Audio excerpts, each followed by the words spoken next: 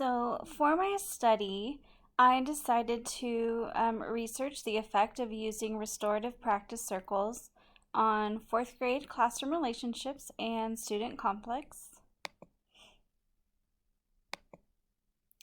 The purpose of my research was to identify the effects of using restorative practice circles in the classroom, as well as what kind of an impact will this have on student relationships.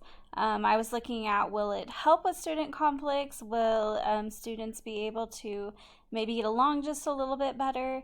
I just really wanted to know how will this affect my classroom, and hoping that it would have a positive impact so it can be something that I can continue to use in the future and for future classes.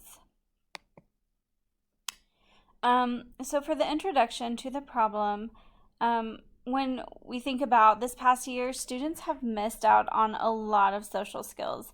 With the pandemic, they have been, a lot of our students have had to do some homeschooling. I know that they have missed out on interactions with their peers because of having to quarantine. And then some of my students that I have this year even weren't even in class last year. They just did remote schooling all year. So coming to the classroom this year, I noticed the students having a lot of trouble with getting along with peers, being able to communicate effectively with each other, and what is okay, what is not okay for things, and maybe even getting into each other's things, and just understanding that that's not really an appropriate way to behave, especially not for fourth graders who should be aware of that. So I just have noticed that a lot of conflicts have come up, and I feel like students are having these issues because they've missed out on so many opportunities to build their social skills. And so, again, my hope is that using these restorative practices in the classrooms will result in better peer relationships. And I was also hoping that through maybe understanding and having those conversations with each other during our restorative practice circles, that students would kind of get appropriate ways to behave, what other students like, what they don't like, and be able to see, perspectives from other students as well, and just get a bigger picture, of something that they have missed out on this past year. So a couple of the resources that I had, out of the 7, there were 3 that I felt like were really strong resources and things that really helped me out. One of those was my Restorative Practice Handbook for teachers, disciplinarians, and administrators. That is by Bob Costello, Joshua Wachtel, and Ted Wachtel. And so a couple of the things that I took away from that resource was just to have all students participating in the circle. And a really good resource is to have some sort of talking piece, and kind of like a visual for students to see that whoever has that talking piece is the person that's talking, and letting them know that the only person who should be speaking without the talking piece is the teacher. If you're not the one holding the talking piece, then you need to be a listener.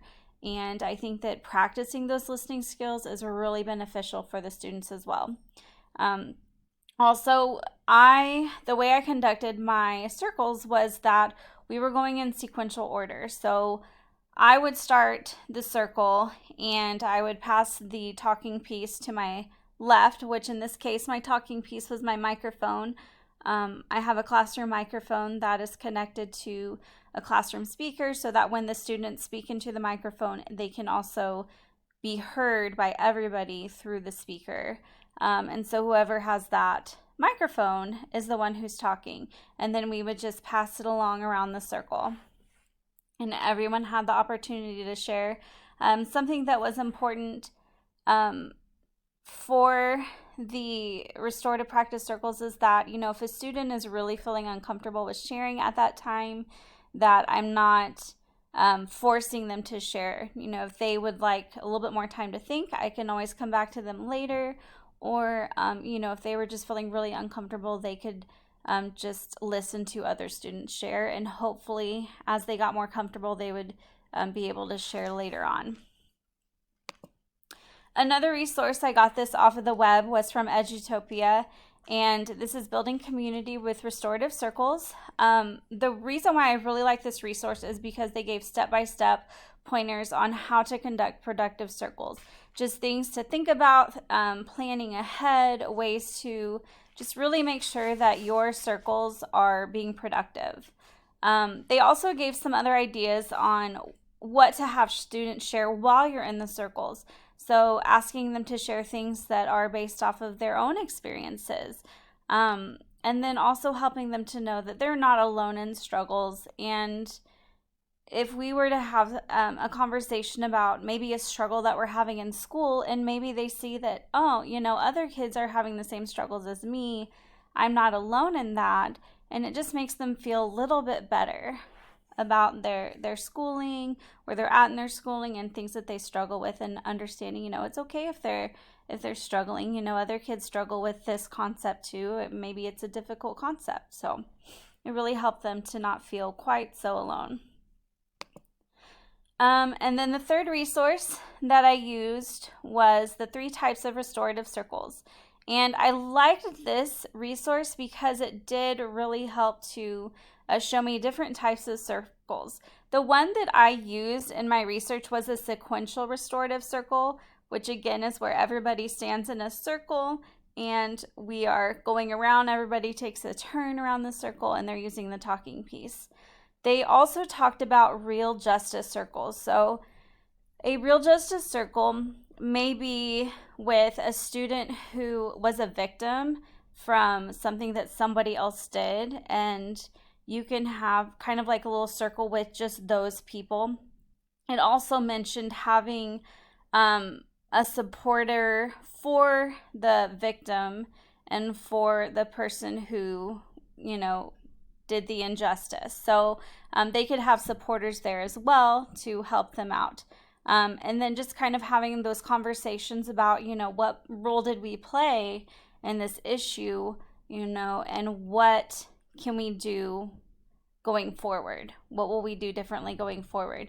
And just having those conversations with each other and in that circle to really address the issue and help the victim to feel like they were heard, and that, hopefully that they will feel that there was justice and we can move forward on from the conflict.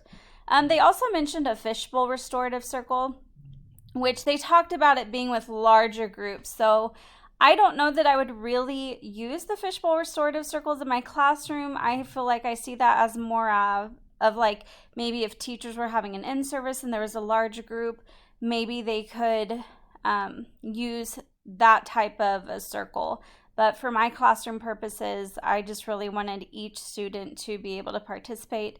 And with the fishbowl restorative circles, everyone would not be able to participate. There would be an inside group, and there would then be observers standing outside of the group. So not really the participation that I would want, so I didn't go that route. So for data collection, what I did was I used the qualitative data, which was by just making my teacher observations. So what I did was I looked at what kind of behaviors are we having before we start the restorative practice circles, and what kinds of behaviors are we having after the restorative practice circles, and just using my professional judgment and seeing, well, how are we interacting with each other? What are the kind of conflicts that are arising? And then I wanted to see, were we doing better after the restorative practice circles? Were conflicts getting fewer, or were we able to resolve conflicts in an appropriate manner? For the quantitative data, which is where I just use pencil and paper to tally mark each day of the week, Monday, Tuesday, Wednesday, Thursday, Friday. And I did that the week before we started circles, and then the week after we started circles, just to see what kind of an impact it made on students. And I was hoping to see that the amount of conflicts would decrease.